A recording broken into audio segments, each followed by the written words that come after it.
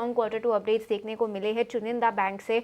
Kotak bank, AU small finance bank अपने Q2 updates के दम पर ऊपर है अभी, और एक्सिस बैंक भी इस पॉजिटिविटी में शामिल हो रहा है और काफ़ी अच्छा मूव हमें यहाँ पर भी देखने को मिल रहा है। पर आइए उस कॉन्वर्जेशन को आगे लेके जाते हैं। विवेक कारवा वृद्धि इन्वेस्टमेंट से हमारे साथ जुड़ चुके हैं हमें ज़्यादा समझाने के लिए कि मार्केट की दशा क्या हो सकती है आगे जाकर और कौन से क्षेत्र है जहां पर आपको अपनी नज़र बनाए रखनी है। विवेक, गुड आफ्टरनून और आपके समय के लिए शुक्रिया। और जैसे हम बात कर रहे थे बैंकिंग सेक्टर्स के अपडेट्स के बारे में, आपका यहां पर क्या कहना है, क्योंकि ऑल इन ऑल हमने ओवरऑल काफ़ी अच्छे अपडेट्स देखे हैं। HDFC है, बजाज फाइनेंस है, ये सारे नंबर्स बहुत अच्छे हैं। आपका क्या मानना है पूरे फाइनेंशियल पैक को लेकर? गुड आफ्टरनून आप दोनों को और सभी दर्शकों को।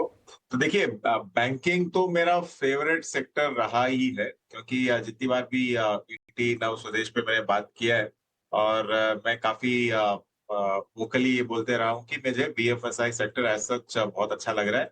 और जैसे जैसे भारत में रिफॉर्म्स वगैरह हो रहे हैं, उसका बेनिफिट भी इस सेक्टर को पूरा का पूरा मिलने वाला है। और आप अगर जो रिपोर्ट्स वगैरह है पिछले कुछ दिनों की आप अगर देखो, तो ये भी पता चल रहा है कि जो क्रेडिट ऑफ टेक है, वो भी बैंक की तरफ से ज्यादा दिया जा रहा है। In the sense credit of tech में एक पिकअप आपको देखने को मिल रहा है।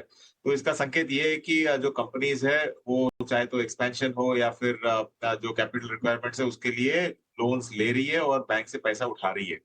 तो ये एक पॉजिटिव संकेत रहता है ओवरऑल। और मुझे लगता है कि इसका असर बैंकिंग सेक्टर पे ओवरऑल आपको देखने को मिलने ही वाला है। और जिस हिसाब से अभी स्पेंडिंग और कंजम्पशन में बूम है जीएसटी कट के बाद में और इनकम टैक्स कट के बाद में, मुझे लगता है कि उसका भी ओवरऑल इफेक्ट आपको बैंक्स पे देखने को मिलता है, क्योंकि जितने भी ऑफर्स वगैरह है आज के दिन सारे के सारे लिंक विद कोई ना कोई क्रेडिट कार्ड या बैंक ऑफर्स के साथ ही है।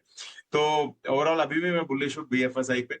और आपने शुरुआत में आईटी की बात की थी, तो मुझे आईटी भी अच्छा लग रहा है और ऐसे कंटेंट मैंने रिकमेंडेशन भी दिया था ईटी स्वदेश पे कि आईटी सेक्टर एज सच जितना भी ये नॉइस या फिर आवाज हो रही है अमेरिका की तरफ से, ये बहुत ज्यादा चलने वाला नहीं है और आईटी को आप मतलब एकदम किनारे नहीं रख सकते।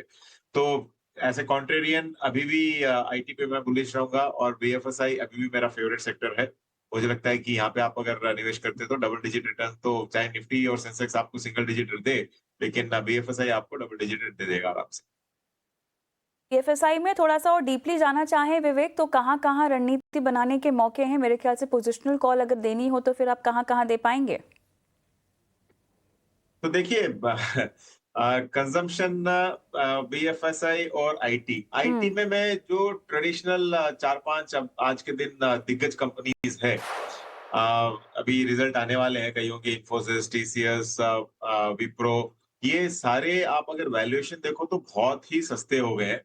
ऑफ कोर्स अर्निंग्स कंसर्न उधर है, लेकिन ऑलरेडी स्टॉक प्राइसेस इतना डैमेज हो गया है कि जो अर्निंग्स है उस हिसाब से ये काफी सस्ते लग रहे हैं।